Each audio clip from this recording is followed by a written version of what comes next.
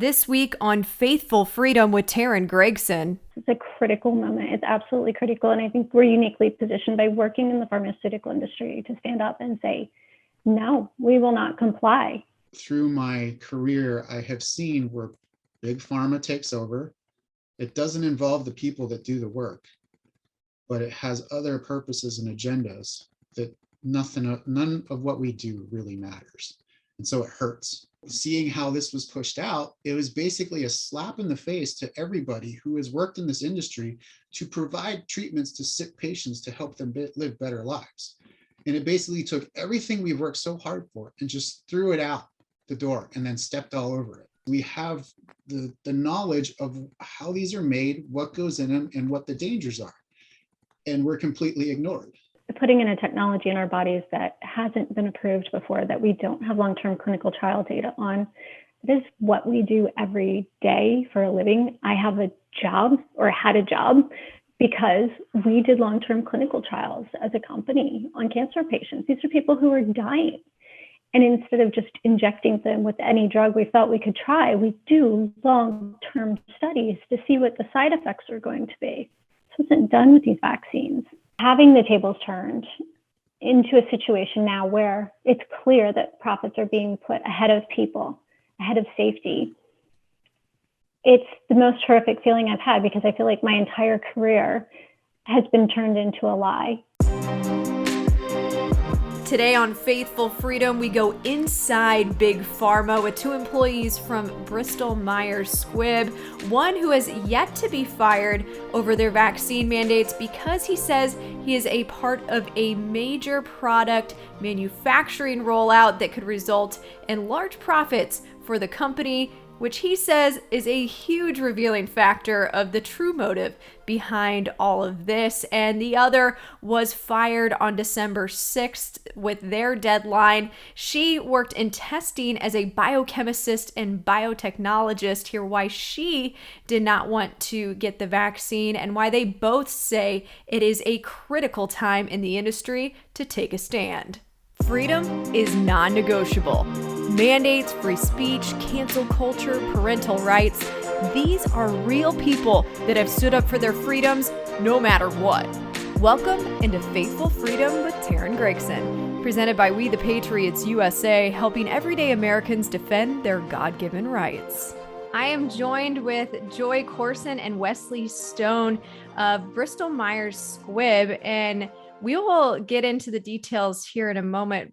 Unfortunately, Joy, though, you are no longer with Bristol Myers Squibb as the mandate came and went on December 6th. But can you just give people your background on what it is that you did for Bristol Myers Squibb? Sure, Sharon, I'd be happy to. I worked as part of a global alliance team. We cover all of the relationships between BMS and the partners in the clinical trials. My particular role was associated with specialty testing. So if there was a flow cytometry test or a pathology test that was done in a trial, my vendors would have been the ones that supported that testing. And I was basically the liaison between the scientific teams, the operational teams, and the partner labs.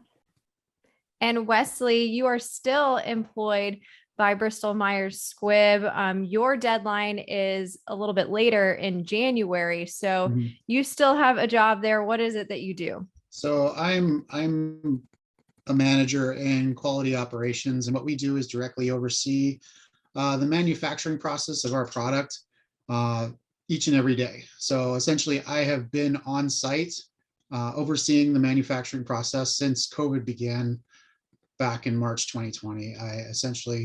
My working shift, I haven't left. I've been there every day through and through this, and making sure we maintain quality and compliance of our product so that it is a safe product for the patient that we serve. It's a much different environment than what BMS is kind of influencing, but we'll get into that later.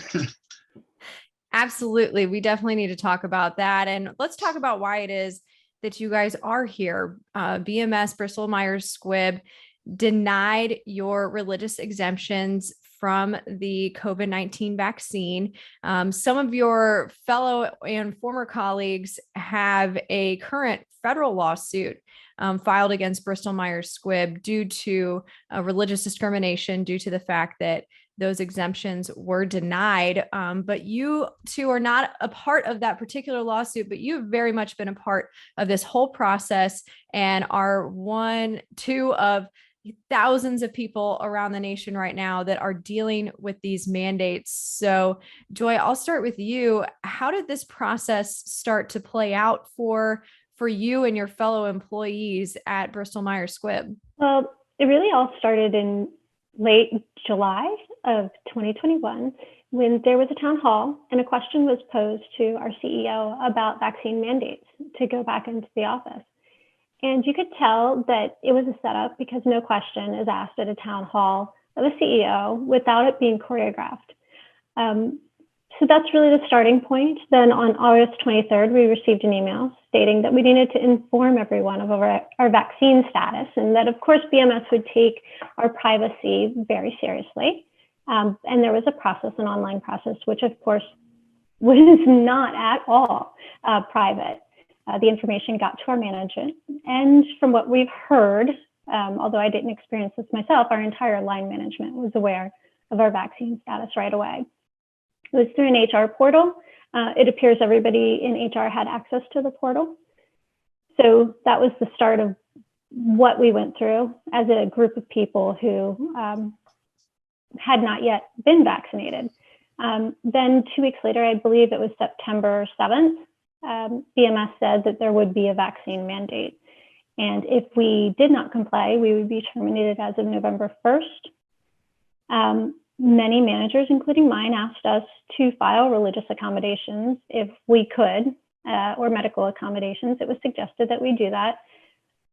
For me, I wasn't so sure about even going through that process. I didn't know if it would apply to me, but one of my colleagues encouraged me that while my beliefs may not be traditional in religion, they would certainly be considered as part of this. So I went through the process. It was quite distressing. I would not say that it was confidential. I would not say that it was in any way considerate or respectful of our beliefs or inclusive, as BMS likes to claim that they are. I believe it was mid-October when we found out that there were so many people that had applied at Bristol that they had to extend the deadline, and the deadline became December 6th. We found out at the end of November, just before Thanksgiving, I believe it was the week before Thanksgiving, that we were not being accommodated and would be terminated on December 6th if we were not vaccinated. And it's my understanding that there were, as you said, also a chance to submit medical exemptions, and those were granted for the most part. I have heard a few have been granted, but I don't believe we know the full scope of those. From the documents that have come out of the lawsuit, we know a bit more about the religious accommodations. And Wesley, did you have that same experience on the questioning and the way that they went about asking you about your beliefs and validifying your religious accommodations request? Yeah, so the questions were very linear. So a lot of us that have shared our experiences through this have very much the same experience. However, the beginning is kind of where we differ. So both my wife and I work for BMS. We both stand to be terminated on January 31st. We both, we both have the same personal beliefs, personal, sincere, spiritual, and religious beliefs. And we very much aligned on that. The submission process was very different for both of us. So with me, no questions asked. Here's my submission. I'm submitting it on a BMS letterhead. For her, immediately questioning everything she's doing. So it's essentially seeing somebody from a position that they are in and, not giving them a hard time versus somebody else who they can take advantage of. So I don't know what the intentions are but it was clearly a very different situation, and it's very different for everybody. However, as we go through the process, everybody's kind of asked the same very intrusive questions, and they're not directed to help them understand what one's personal, sincere, spiritual and religious beliefs are. It more seemed to extort personal information out of them and also entrap them into conflicting with their statements. So to Joy's point, it was very distressing the whole time. And as we went through the process, it got more so because it just kept drilling and drilling and drilling and trying to get you to either give up or say something that conflicts with what a previous statement, or to just get you to quit. So why do you think, this is such a blanket approach to, to this pandemic, if you will, but yet, Wesley, you alluded to the fact that they treated you and your wife's religious exemptions, even though you have the same set of beliefs, very differently. Why do you think that is? I think there was, we can kind of see this in the communications from BMS across the network, that they want everybody to personalize everything. So I think the people on the evaluation side of this had their own personal intentions and their own personal disagreements that intertwined with everybody's process, so to say. So just for instance, like talking about my wife's experience, it was using BMS letterhead to submit. The agent that she was working with, or the representative she was working with, said, I don't think you should submit that on BMS letterhead. This is a personal letter. So we went to the corporate branding support team to say, hey, this is an internal communication on a BMS requirement to an internal BMS entity. Should we be using the corporate branding templates and materials for this? And they said, you should always be doing that for internal communications. So we brought that back to the person. We said, hey, this is what they said. And they said, well, I disagree with that. I don't think you should have done that. And then immediately after, she gets the next series of questions that, again, very intrusive, going into our personal medical history, our children's personal medical history. And then after that, another series of questions, and then another series of questions. Whereas for me, it was very long and drawn out before I got any responses. And even followed up after she had her experience to say, hey, just want to check in. Have you received my information? And they acknowledged me with, oh, yes, everything looks great. We'll process and let you know later. So it seems like it's more personal vendettas with each person that they deal with and their own interpretations of what people are providing versus an actual true, fair, legal evaluation process.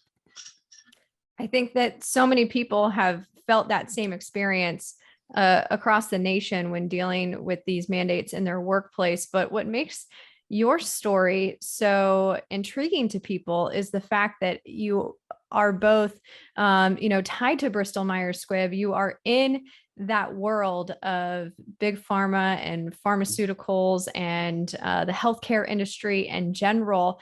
So to have people from the inside that are experiencing this as well is very intriguing to people. Joy, is this something that you've ever had to deal with on any level at all prior to COVID-19, or is this just a completely new lane that your company has taken with its personal, its employees' personal private medical information? I would say from the perspective of our personal medical information, this is the first time that this has ever been a part of my career. They didn't ask me when I started if I'd had my flu vaccine. They didn't ask me when I started if I'd had an MMR or a DPT or whatever they call it these days, vaccine. So I was quite taken aback that they would really ask about the COVID vaccine as well, or require it. It's not part of our employment contracts that we've signed. that they would have any say over our body. And, my bigger concern in this is if we allow this, this stands, what is the next thing they're going to do? I mean, I'm a woman, I have an 8-year-old child. My big concern is that the next step's going to be, oh, you're pregnant, and that's going to be a problem for our timelines. You need to go and have an abortion or be terminated. I'm really, what's to stop them? And I know that sounds extreme, but so is forcing an injection into my body. Absolutely. And, correct me if I'm wrong, Joy, but you have, experience in biochemistry and biotechnology. You have degrees in that. And so you would probably have a little bit more understanding and knowledge than, everyday person about this vaccine, about the response to the pandemic. Did that factor into your belief set and how you arrived at your conclusion? So that's a really interesting question. BMS asked that in a very roundabout way. I happen to be a believer in objectivism and objective reality. I don't follow a traditional path. I was raised Catholic, but I really let that go and took on this belief that really is a holistic approach to life. And so there is no separation between reality and religion from my perspective. So I am kind of in a unique position to be able to talk about the science from a religious perspective. I know that sounds very odd, but so I look at the data as part of my belief in my ability to observe objective reality and make decisions based on it. And when I look at the data, it terrifies me. There are so many unknowns from the long-term safety that I'm scared for everyone who's taken this. And truly, I sit down at night sometimes and cry because I have so many friends who've taken this vaccine and I worry about them in the long term. We don't have long-term safety data. What we do know is that this protein, the spike protein, can bind to proteins in the brain that can cause long-term side effects, potentially. We know that the vaccines cause neurological side effects. We know that they have the ability to get to the brain. Everybody who's taken it should be deeply concerned from that perspective alone, that the long-term side effects are unknown. And Wesley, from your perspective and what you do with the manufacturing and quality control for Bristol Myers Squibb, what perspective did you bring to this that led to your decision? And have you seen anything like this where, you are on the front lines of different products that Bristol Myers Squibb is developing and manufacturing, but none of those are forced on the American population? So this is a very interesting story again, and I really appreciate you having both Joy and I on to tell our stories, because even from our beliefs perspective, I mean, I am not a traditional Christian, and my spiritual path has brought me back to that. But a lot of it comes from my own discernment of logic, common sense, reality, and signs that I have seen through trying to achieve higher levels of consciousness, to grow closer to nature, energy, God, all that have brought me to where this point I am at today. So since when COVID started back in December 2019, my job as analyzing reports, analyzing studies, analyzing documentation, looking through it through and through to make sure it all adds up, and it's explanatory. It shows logic through each step of the process, right? So seeing COVID break out in 2019, alarms just started going off. Nothing made sense about it. It was clear that it was fear-driven propaganda to, in some way, try to get people conform. We didn't know the extent of that then. And yes, it was very scary because we didn't really know much about it. But from the beginning, it didn't make sense to me. So I dug in. I started looking at studies, data, fact sheets that come out, and not like fact-checking stuff or anything like that, but all along the way. And then as soon as they started talking about vaccines and like just Facebook posts, everybody watch out, be very skeptical of this. I've been in manufacturing 12 years now. I see the raw materials that go into products. I look at safety data sheets to look at their toxicity, their dangers to human contact, dangers to just general contact. I see the stuff that goes into most general products that are out in the market right now. Me personally, I like to live a more natural life because I have that direct exposure. So the dangers within normal medication, as it is with stuff that we go through the normal process of approval and evaluation and release to the public, that in itself, has my own concerns. But when this was pushed through, it basically took everything that I worked for, anybody in this business, everything that we've worked for, to strive for, to provide. And I believe there is a place for medicine. I believe there is a place for modern Western medicine. It has its place, but it shouldn't be used for everything. So seeing how this was pushed out, it was basically a slap in the face to everybody who has worked in this industry to provide treatments to sick patients to help them live better lives.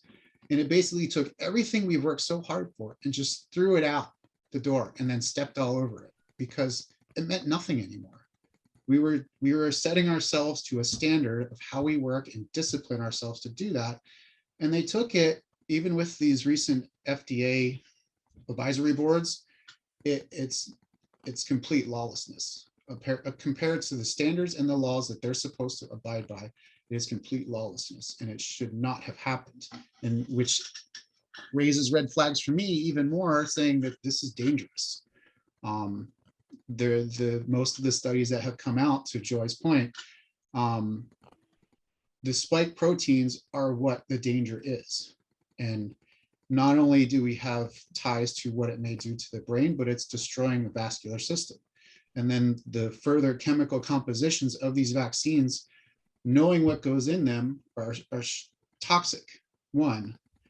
Two, the effects on the body that they'll have initially and long term. I mean, all of that frightens me. So I'm using my spiritual point on this, is that I'm being shown this. I was put in this place for a reason, to see this. Much like Joy, I am very concerned. Pretty much all of my family has done this. They have say, oh, this is science. I'm going to listen to the science. Which the hardest part is I'm sure Joy can speak to this too, and everyone else, is we tell them, we've worked in the industry, we've seen this, we have the knowledge of how these are made, what goes in them, and what the dangers are. And we're completely ignored. So I pray for those that have taken it. I hope that, somehow they find their way through and have long, happy lives. But it scares me to say that we're just going to accept this, set the precedent that everything is okay, and keep doing this. Because once we set the precedent that, oh yes, we believe in science, just because somebody said so, what else are they going to do? What else are they going to roll out to us? And now look, now we have this American. Even statements from the places where it first broke out says it's not as dangerous. It's mild symptoms. Maybe it's more transmissive, but it's virtually harmless. And now they're pushing booster shots for that. And we completely ignored our natural innate immune system, which it's an amazing thing. If you put faith in your body the way we put faith in other things, we would be so healthy from person to person to person. Joy, did you have that same feeling that Wesley is reflecting there about just being in the business and just having these red flags go off for you? Absolutely. So for different reasons, my red flags are about putting in a technology in our bodies that hasn't been approved before, that we don't have long-term clinical trial data on. It is what we do every day for a living. I have a job, or had a job, because we did long-term clinical trials as a company on cancer patients. These are people who are dying. And instead of just injecting them with any drug we felt we could try, we do long-term studies to see what the side effects are going to be. This wasn't done with these vaccines. The Janssen vaccine, yes, has more data, but that data showed disturbing trends previously in previous studies. You can look at the Pfizer data. for their Duchenne's disease, for hemophilia. I believe they had a few studies, and I don't believe those studies are going on any longer because they were using the same backbone vectors. So those risks weren't unknown with Janssen, but with the RNA vaccines, the risks were completely unknown. We don't know how long that RNA stays in your body and is utilized. Yes, we're told it's gone within 2 weeks, but is that true? Do we have the long-term data on that to prove it? How did you go about doing that? We haven't seen all that data. And so from a data perspective alone, initially I said, I'm going to wait. I looked at all the vaccines. I decided the Novavax vaccine was the best path for me because it was a protein vaccine. We know the long-term side effects of protein vaccines. It's an acceptable risk. With Novavax, that vaccine is a subunit vaccine, so it doesn't contain all the problematic binding domains. But there are other side effect risks with the Novavax, and some of the things that we're seeing as far as promoting antibody immunity only. I'm glad I waited. I don't feel the need at this point to be vaccinated in any way. One of my friends got COVID. She had been vaccinated. She got Delta. I spent lots of time with her when she was infectious, and guess what? I didn't get COVID because what I've been doing prophylactically just by cleaning out my sinus cavities, taking Zyrtec and taking my vitamins has helped. Same for my son. Yet her family members, all of whom are vaccinated, they got COVID as well. I feel as though I'm hearing from both of you because of the insider knowledge and the industry knowledge that you have and the red flags that were going off for you both with this expertise. Was it a duty and an obligation, Wesley, for you to stand up and make sure that you were telling people about these red flags and these things that you were seeing as someone on the inside? It was, and there's also the boundaries. So I'm a manager. I have people that report to me. I pride myself on working for the people that work for me. And making sure I'm riding the line appropriately to guide them in the right ways, but not insinuate my own opinions. So with my family and friends, I try to, give them the information. I work in the industry. I see this. Here are my concerns. I caution you to do your research, to do the research that I've done, and I can direct you to that. But at the end of the day, we live in a country where we're all able to make our own choice. And I respect everybody's choice. Even working with the people that I work with, I had to be very careful with what I say. Otherwise, that's a trip to HR and potentially earlier termination than when I'm faced with now. But I also, I want to make sure that people are making the choice for themselves, because when it comes down to it, in this country, our constitutional freedoms allow us to do that. It's not my place to try to force somebody, because I would be as bad as they would. If it's me trying to force somebody to make the decision that I'm making, then I would be just as bad as BMS trying to force me to make the decision that they want me to make. So I alarmed people. I sent my messages. I made points. But at the same time, I don't want to beat people up, and I don't want to drive people further away, because we're divided enough as it is right now. And just trying to find common ground with each other is hard enough. So one, at work is I have to be in a certain way. Even at home, I have to be in a certain way. And I know, talking to other families and friends that I have, there's people on one side and there's people on the other side, and they will not even talk to each other. They won't find the common ground that we are family and we're here to honor, respect, and love each other. They just put this barrier between them, and they're going to keep that there forever because they want to prove a point in some way. I want to help, but I don't need to prove a point. If that's your choice, you're entitled to that. I hope that we can come out of this and we don't have. I fear, because of the information that I'm aware of and what I know, is I fear for people's livelihoods on down the road. I fear for people's longevity of life down the road.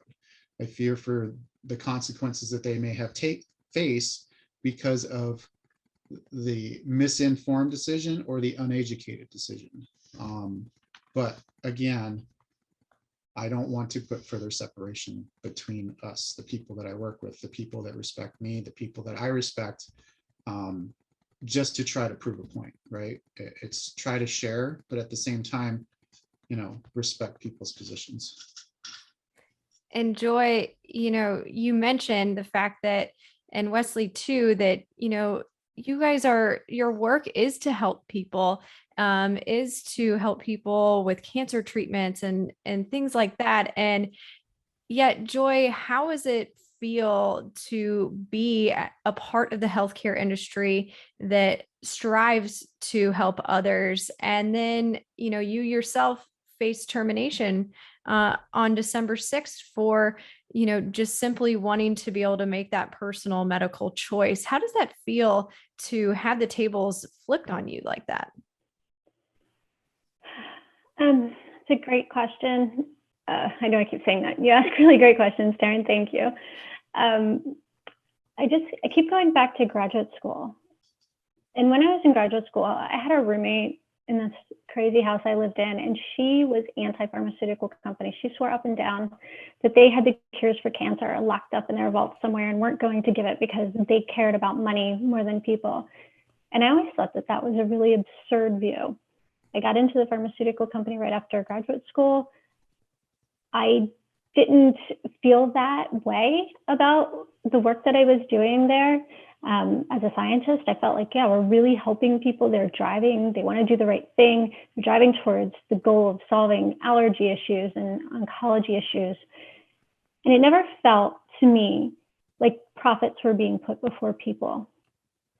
So I have to say that having the tables turned into a situation now where it's clear that profits are being put ahead of people, ahead of safety, it's the most horrific feeling I've had, because I feel like my entire career has been turned into a lie. I don't want to be in this industry anymore. I feel like the only people who will be left who have integrity will be the ones who've exited.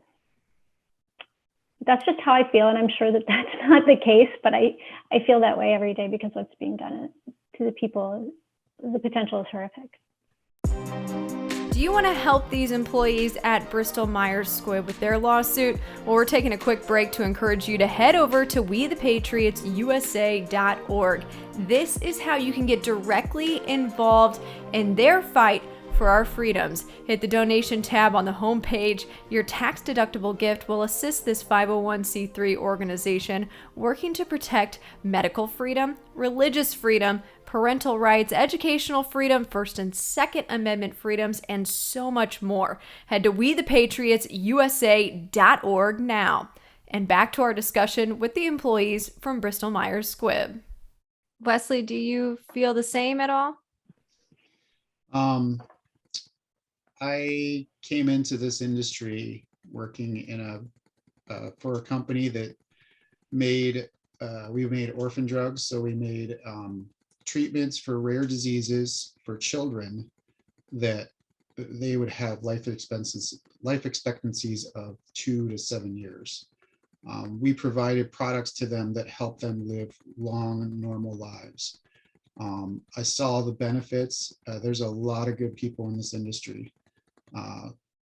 The place that we work now, like we were acquired by BMS 2 years ago. So we weren't originally BMS. We were a small company that joined a larger company that was acquired by BMS. We started producing a cell therapy cancer treatment that essentially cures cancer. It's specific to blood cancers, but it essentially cures cancers for people. We have given life to people that were on their deathbed. And like I say, there is a place for modern medicine, and there's a lot of good people in the industry that want to do good, but there are those controlling individuals that don't care. They don't care about the lives they save. They don't care about the products that we make. They don't care about the employees' commitment. I worked for this place that we took this product from an early stage clinical to commercialization that we can provide to the world. And all of that work doesn't matter. It doesn't matter because there's some other purpose in play here. I can't say what it is. I can have my speculations and assumptions, but there's something else. And through my career, I have seen where Big Pharma takes over. It doesn't involve the people that do the work, but it has other purposes and agendas that none of what we do really matters. And so it hurts. It's frustrating, it hurts, and it makes you feel worthless. And I'm sure that every one of us that are going through the situation can feel that or say that right now. I won't speak for them, but I've been told. So it's hard. And like Joy says, it makes you not want to do this anymore. But again, you get beat up and you got to find your direction out of it. You got to crawl out of the hole and say, what is my purpose? Where am I directed to? And we'll find a way out, but it's a hard time. This was a hard time for all of us. And I know Joy and I have been talking through this pretty much since it started. And we've had those experiences. We have had those conversations. But again, there's a lot of good people in this industry that mean to do good things. And I don't blame all of them. It's generally the people at the top that make the decisions.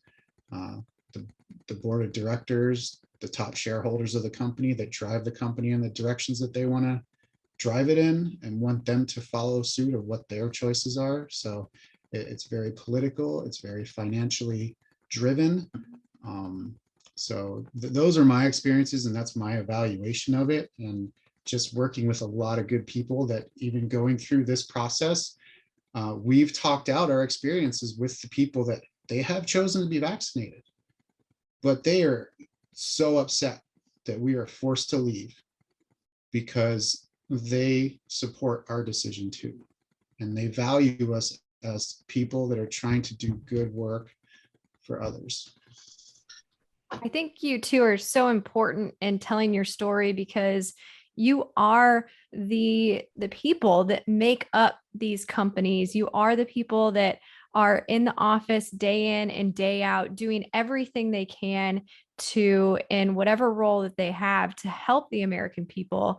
But do you feel like this is a pivotal moment in that the direction that this could lead our nation and Big Pharma, and that you, the people, the good people that make up these companies, are it's your time to take a stand because of those people that are not the scientists, that are not the people in there, with quality control and things like that day in and day out. They're the big people making these decisions that are influencing a lot more than just public health, but, laws and financial gain and bureaucrats and things like that. Joy, do you feel like this is a pivotal moment for you all to try and find your voice?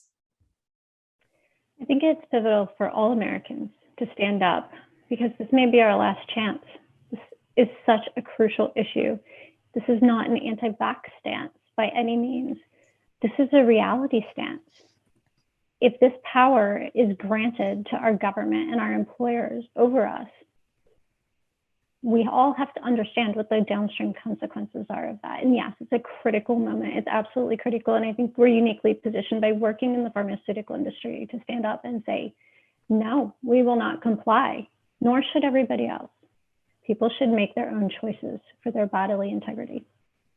Joy, you were quoted in an article saying that you are a descendant of someone who was in the German concentration camps, and that it is pivotal to stand up now. Can you explain that a little bit further for us? And my grandmother was a professional photographer. From what little I know of her time in Germany, she didn't like to talk about it. She was obviously traumatized by it. But one day she told me a story and she said, Joy, when Hitler first came to power, we thought he was good. He got the roads moving. He got us fed. Life was better in Germany. But it wasn't until I was in the camps that I understood what the cost was and how awful it truly was and what was hidden from us. She stood then and left and did what she could to help get the word out. And really, that's what I feel I need to do, is at this point. How do you feel now that the December 6th deadline has come and passed and you have been fired from your job at Bristol Myers Squibb? So you did not comply, you stood your ground, but you are seeing the consequences and the results of what can happen when, people start to make tyrannical measures like you were trying to warn people about with your grandmother. Yeah. I tell my son every day, since he learned to speak, actions have consequences. And so I knew the consequences of my actions and I accept them. It's important to understand how your decisions are going to change your life. I felt so much better. I have to say, I feel just a sense of calm in my life. I made the right decision. And that may mean I lose my house. That may mean a lot of other consequences down the road. I'm hopeful that I'm able to secure a new career. And I'm actively working on that, but I just feel a sense of calm. And Wesley, you are in that limbo period right now, and that your deadline, explain to us why and how that was extended beyond what Joy's was. So this is the funny part about it, right? BMS, their decisions to deny us our religious accommodations fall on their justification to say it is their highest priority protect the safety and well-being of their employees and their workplace and the patients that they serve. My site is critical to providing the cancer treatments that we provide for. We provide to a clinical market through Europe, Japan. We're starting to provide to Canada. We're providing throughout the US. We're providing a commercial market throughout the US through Japan. And we'll eventually come to Europe here soon for a commercial release. So we're essentially critical to the business for providing that treatment. And the essential folks that will be terminated are critical to ensuring business continues on. So rather than having a standard line where everybody is terminated on December 6th, they made accommodations to ensure that business continuity is conducted and continued. So they extended it till January 31st, essentially 2 months. So again, here's some of the things that we talk about, BMS contradicting itself by saying, oh, well, we were highest priority for safety of the employees and the patient and the facility. But yet you're taking the business priority to extend us further versus others because it suits the business better, because you can stand to make further contributions to your financial gain or even patient product through continuing this forward. So back to your question, where am I at in all this? At this point, I've gone through all the measures of emotions, from anger to sadness to frustration to denial, and I'm at the point of acceptance now. I'm like, it is what it is, and everybody says, I'm sorry you have to go through this. At this point, it is what it is. This is my path. This is where I'm supposed to be. I'm not meant to do this anymore. I'm not meant to be in this position anymore. Something better is waiting for me. I've already had other connections through my network of people and, interest and offers. So there's another side to this. There's something beyond this. And I know that something better will come from this. But also to the point we're making a stand, like we're not just making a stand for us, we're making a stand for everybody to set the example. Like we have to stand for something or everything will be taken away. And that's not just for us, that's for our children, that's for every American. We have to step up and make a stand. And losing our freedoms to this point where you're not allowed to make your own medical choices anymore, regardless of whether it's per religious beliefs or medical history, I'm sorry, that's the line I won't cross, because they're going to come for more right after that. Wesley, you though are essentially a living example of the pharmaceutical industry choosing money over safety in Yeah. this example. How does that make you feel? It just makes everything clear. um, again, when the people talk about big pharma, I agree with them. I say, yeah, that's what it's about. Just remember, there's lots of good people underneath that still trying to do the right thing. But I mean, when you think of it, big pharma is the biggest lobbyist in DC. They do that for a reason. They do that to get approvals on drugs. They do that to get market position. They do that to have something over their competitor, and there's political action there. So it just shows you the truth, right? And that's what we all need to see right now is the truth about what's really going on, the truth about what's happening to our country, and the truth about what they're trying to drive us into. Joy, you mentioned trying to find what's next for you in all of this. Where do you think you are being pointed to as someone who is now formerly from the big pharma world?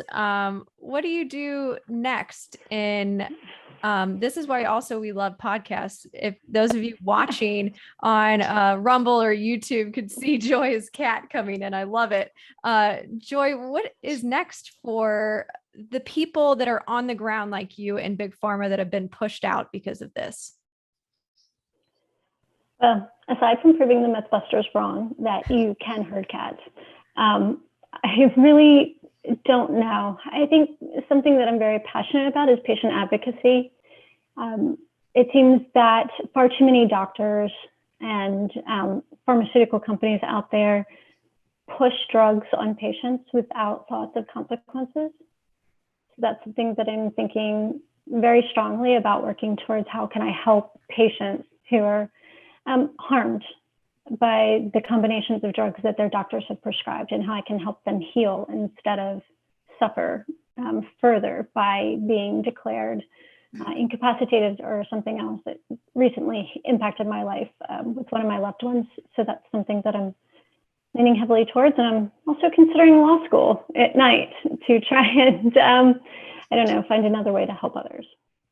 Speaking of law school, We the Patriots USA has stepped up to help many of your colleagues. There are 4 that are in this federal lawsuit. Unfortunately, the Supreme Court did deny the injunction to stay for these mandates, to put a pause on them for your fellow employees. But the lawsuit still is intact and is still moving forward. You both have been a pivotal part of this as well. So Wesley, aside from, also what's next, but this is a part of what's next, right? Mm-hmm. You're helping in this way through We the Patriots USA in this lawsuit. How did you get involved? So again, it's kind of like a divine act that we've all come together. Like Joy is on the East Coast, I'm on the West Coast, and through this we've connected. There's almost 200 of us that have connected through this. We've all worked with each other to decide, hey, what do we want to do? We clearly see that there is some level of lawlessness going on with this, and there's some level of trying to state what the law really is and tell us what it is, when it's pretty clear. When you go to the EEOC, you go to the Civil Rights Act, you go to the Constitution, you can see what's happening here is a complete violation. So we've connected. A bunch of us decided, hey, we want to take action. We've contacted numerous attorneys across the nation to try to figure out who can take our case, who can take a case for us. We connected with Brian from We the Patriots, and there we go. Here we are. We're here talking to you today. We have our colleagues that are, in a case right now, and that is not over. That's just the beginning. All of this, we're in the early stages of everything. In the law, my father is a former deputy district attorney, so the law moves slow. But as long as you stay patient and persistent, it can work. We just have to not give up. We have to be in that fight. I'm committed to being in the fight regardless of what happens, with jobs or anything like that. I'm also here with Joy and everybody else because we were brought together for some bigger purpose, and here we are. And I think it speaks to the volume of people that are wanting to help out within Big Pharma and Bristol Myers Squibb, because Joy, explained to us, I mean, you all self-funded, raised money for this lawsuit amongst yourselves in a very short amount of time. How encouraging was that to see so many people lending their support?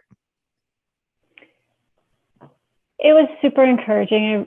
We had many people that were impacted who dug deep in their pockets, who said, we're impacted, we don't know what the future holds, but we're willing to donate this money to support a few plaintiffs to see if we can make a difference. We feel that if the lawsuit with We the Patriots can make a difference for the 4 plaintiffs, that it will not only impact us, all of us at Bristol Myers, but it will positively impact all of those people out there that were forced to be vaccinated against their will or to make that decision. And it didn't just happen at Bristol. It happened at all of the other big pharmaceutical companies. From our understanding, Bristol was just the most offensive in how they treated the religious employees, because we have heard our peers from within the industry say, oh, our organization didn't do that to our colleagues. So, what are you hearing from your fellow colleagues within the industry, not particularly at Bristol Myers Squibb, but what are the kind of things that you're hearing from them? What are they saying to you? What kind of conversations are you guys all having in the background of all this? I think we're all hearing different things, but mostly what we're hearing is we support your stand.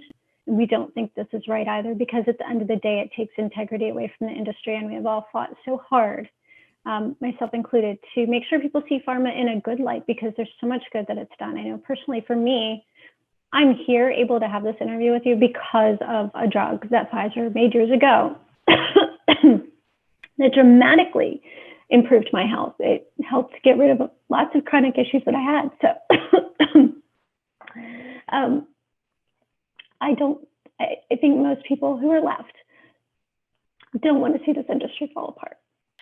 Wesley, in light of what Joy just said, in light of the fact that you guys were able to raise money so quickly for this lawsuit, and also in light of what you have said about how you've all connected across the country, across the industry, and this mission moving forward, what are you taking away from this? What sort of positive outlooks do you have on this, and that maybe there's a sort of a movement going on for you guys to make a difference? Yeah, there's a lot of messages I get out of this. One, it's a unfortunate thing, but I think it was necessary. One, it was necessary because look at all the amazing people that each of us has connected with through this time. We've all grouped together to support each other and talk each other through this process and instill that spirit of fight. I think back to a lot of my grade school history lessons and even the reading that I've done on my own about our American history. Our apple has fallen far from the tree in modern America, but the good that is coming out of this is that we're pushed to the precipice that everybody needs to see, and everybody is waking up to the fact that we need to fight again for our individual freedoms, our civil liberties, and that we need to do that by uniting together to do that as we the people, versus the government's going to take care of us, everything's going to be fine. No, we need to reassert our stance to them that we are the government. You have to listen to us. It is our decisions, what we make in this country, and you don't get to run us. And we are the example to set for every other country around the world. And people look to us. People in every other country look to us saying, you have to fight, you have to stand up, you have to do this. This movement that you're talking about is what's happening right now with us in, Joy, myself, and everybody else that's in this pharma industry fighting back against this. Putting our livelihoods on the line to say, no, I'm sorry, you don't get to do this. There's a bigger thing happening right now. It's bigger than myself. It's bigger than my family. It's bigger than all of us here. There's a bigger thing happening here that is shining a light again through our country to say, we are here to stand for ourselves, stand for our freedoms, stand for our country to do what it was originally created for. Joy, do you have any closing remarks or any final comments that you would like to make as you finish wrapping up your story? The question I always ask people is, if America falls, who will save us? I want all of the listeners out there to ask themselves that question. Because if you think that there is going to be some other country or some other organization like the UN come in to save us, you're sorely mistaken. So if you haven't thought about it from that perspective before, America's always been the great savior in the past 100 years. If we fall, there is no one to save us. Well, I'm really glad that you guys are around because you two are the experts and you have vast knowledge in this area and you are trying to use it for good. And we appreciate that. Wesley, is there anything you would like to end with? So I kind of think about the letter that I'm writing for my goodbye letter at work. In closing is always stand for what you believe in. Don't let anybody push against you or coerce you into doing something you don't want to do. Be yourself, be proud of yourself, and fight for your purposes that you believe in. Through this, we have seen how they try to twist us around into what they want us to be and bend us back over on what holds us true to who we are.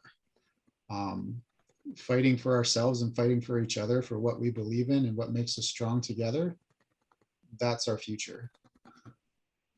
You two are such an encouragement to me and to all of our listeners out there.